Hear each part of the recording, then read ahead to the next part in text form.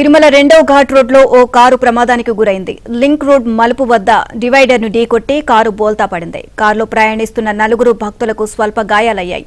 Car వేగంగా వెళ్లడం వల్లే ప్రమాదం జరిగింది అని స్థానికులు తెలియజేస్తున్నారు.